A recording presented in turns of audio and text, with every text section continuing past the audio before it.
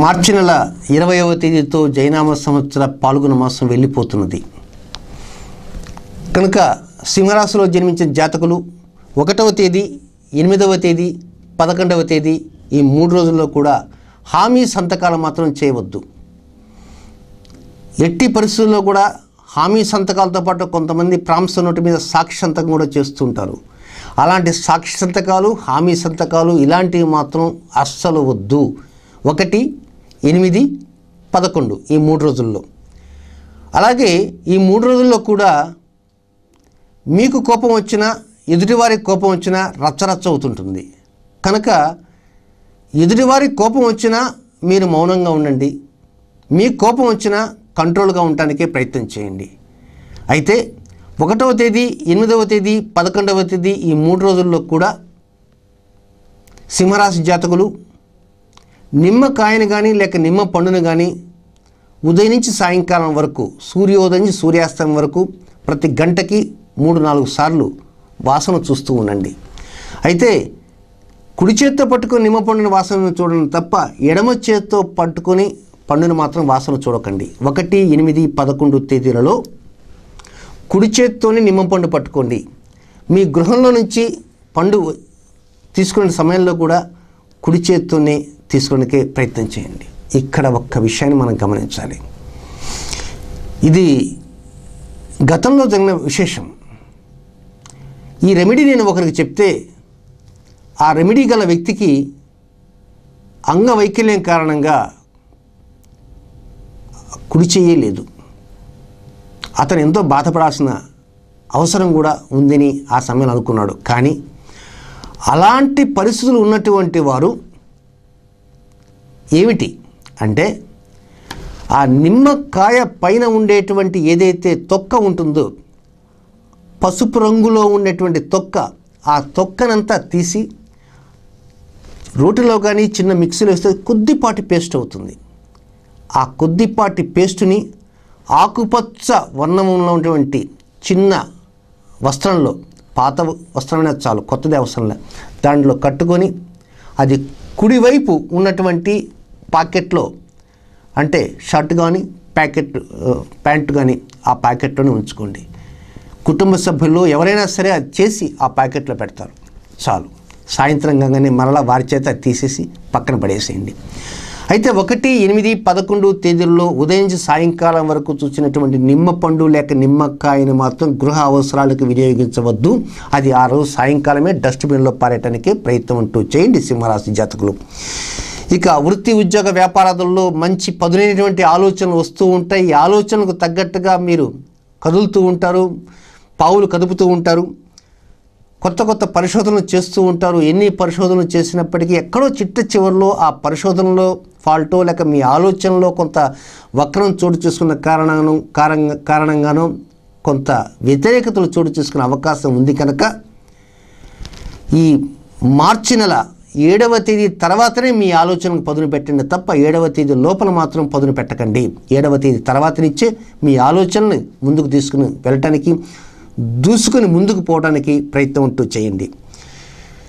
ఇక మఖా నక్షత్రంలో జన్మించిన జాతకులు కావచ్చు, పుబ్బా నక్షత్ర జాతకులు కావచ్చు, ఉత్తరా నక్షత్ర మొదటి పాదంలో జన్మించిన జాతకులు, ఈ 3 నక్షత్రాల్లో జన్మించిన జాతకులకి ఈ నెలలో గ్రహ సంచార స్థితిగతులు కొంత వ్యతిరేకంగా 80% ఉంటే ఆహ్లాదంగా 20% ఉంది. కానీ 80% వ్యతిరేకంగా గ్రహస్థితి ఉన్నప్పటికీ అనుకూలతలు పొందగలుగుతారు. 20% అనుకూల గ్రహస్థితులు ఉన్నటికీ వ్యతిరేకతలు పొందగలుగుతారు.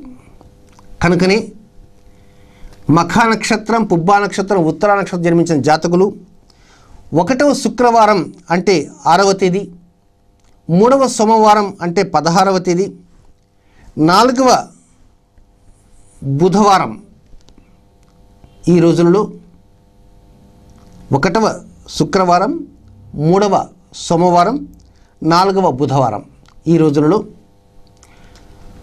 భోజనం చేసే సమయంలో ఒంటరిగా భోజనం చేయకుండా కుటుంబ సభ్యులతో కానీ లేకపోతే మిత్రులతో కలిసి భోజనం చేయడానికి ప్రయత్నం చేయండి. మధ్యాహ్నం కావచ్చు, రాత్రి కావచ్చు, ఈవెన్ టిఫిన్ అయినా సరే ఒక పదార్థం, కాఫీ, టీలు తప్ప ఘన పదార్థాలు కడుపులోకి తీసుకునే సమయంలో ఒంటరిగా మాత్రం చేయకండి. ఇది గుర్తుంచుకోండి.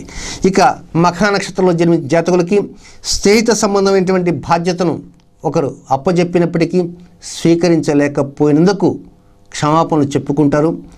కానీ స్వీకరించాలని మనసులో ఉన్నప్పటికీ కూడా స్వీకరించలేరు. క్షమాపణలు చెప్పినప్పటికీ కూడా లోపల ఏదో వెలితిగా ఉంటుంది. కనుక అలాంటి పరిస్థితి ఉత్పన్నమైనప్పటికీ కూడా బాధపడకండి. చాలా రోజుల తర్వాత ఒక స్నేహితుడు చెప్పినటువంటి పనిని చేయలేకపోయిన బాధ ఉండవచ్చు. మీరు అలాంటి బాధని తిరిగి మీరు బాధపడకండి. అనవసరంగా సమయాన్ని వృధా చేస్తూ దాని గురించి ఆలోచించవద్దు.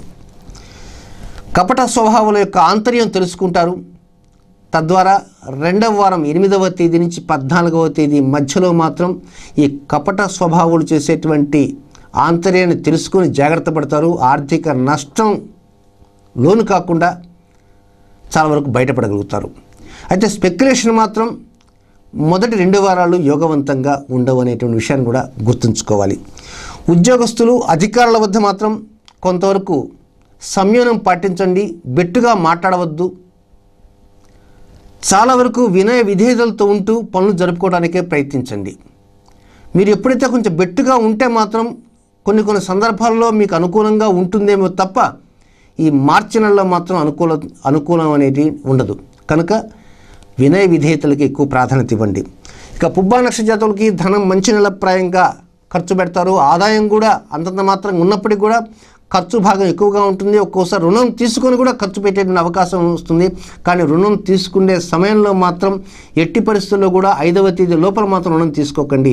5వ తేదీ తర్వాతనే రుణం తీసుకోవడానికి ప్రయత్నించండి. అంటే 6వ తేదీ తర్వాతనే రుణం తీసుకోండి తప్ప మొదటి 5 రోజుల్లో మాత్రం మార్చి నెలలో రుణం మాత్రం తీసుకోవద్దు. ఇక ఖచ్చితంగా నిర్ణయాలు మాత్రం కొన్ని చేసుకుంటారు. ఆ నిర్ణయాలు చేసిన ప్రకారం తూచా తప్పకుండా వెళ్ళాలని అనుకుంటారు తప్ప అది మీ వరకు మాత్రమే పరిమితం. మీ కుటుంబ సభ్యులతో మీ నిర్ణయాలు మాత్రం చాలా వరకు గోప్యంగా ఉంచడానికి ప్రయత్నం చేయండి. మీ నిర్ణయాలు ఎప్పుడైతే సఫలం అవుతాయో సఫలమైన తర్వాత ఆ నిర్ణయాల ఫలితాలు ఇలా ఉన్నాయని చెప్పడానికి ప్రయత్నం అంటూ చేయండి. ఉత్తరా నక్షత్రం మొదటి పాదంలో జన్మించిన జాతకులకి భాగస్వామి నిర్ణయాల్లో ఉన్నటువంటి లోపాలు తెలుసుకుంటారు. లోపాలను సరిచేసుకోవడానికి మాత్రం అనేక రకమైనటువంటి ఆలోచనలు వచ్చినప్పటికీ ఆలోచనల ద్వారా కొంచెం ముందుకు వెళ్ళటానికి అవకాశం ఉన్నప్పుడు కూడా వెళ్ళలేకపోతుంటారు. కానీ బాధపడవద్దు. మార్చి నెల 9వ తేదీ తర్వాత నుంచి ఊరట గొల్పేటువంటి అంశాలన్నీ కూడా ఉంటాయి. ఆశాజనకమైన పరిస్థితులు కూడా వస్తూ ఉంటాయి. ఆరోగ్య విషయంలో కూడా కొంత శ్రద్ధ ఎక్కువగా చూపించాలి. అకాల భోజనాదులు చాలా తరచూ ఎక్కువగా ఉంటుంటాయి మార్చి నెలలో. నూతన ఆర్థిక అంశాల వైపు వెళ్ళకండి. కొంత నష్ట శాతాన్ని పూడ్చుకోవడానికి కావాల్సినటువంటి మెరుగైనటువంటి అంశాల మీద దృష్టి ఉంచడానికి ప్రయత్నం అంటూ చేయండి. మొత్తం మీద సింహరాశిలో జన్మించిన జాతకులకు 10వ తేదీ మంగళవారం, ప్రత్యేకంగా స్వాతి నక్షత్రం, ఆ రోజున ఈ స్వాతి నక్షత్రం ఉన్నటువంటి రోజున అభ్యంగన స్నానం చేయటానికే ప్రయత్నం అంటూ చేయండి. 10వ తేదీ మంగళవారం స్వాతి నక్షత్ర రోజున అభ్యంగన స్నానం చేయడానికి ప్రయత్నం అంటూ చేయండి.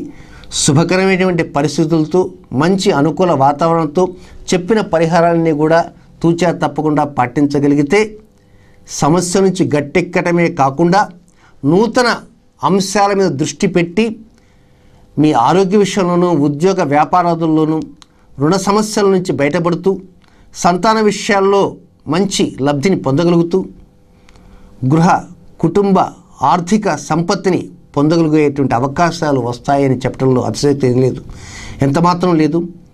కనుక మంచి నిర్ణయాలతో తీసుకుంటూ ముందుకు వెళ్తారని మనసారా ఆశిస్తున్నాను.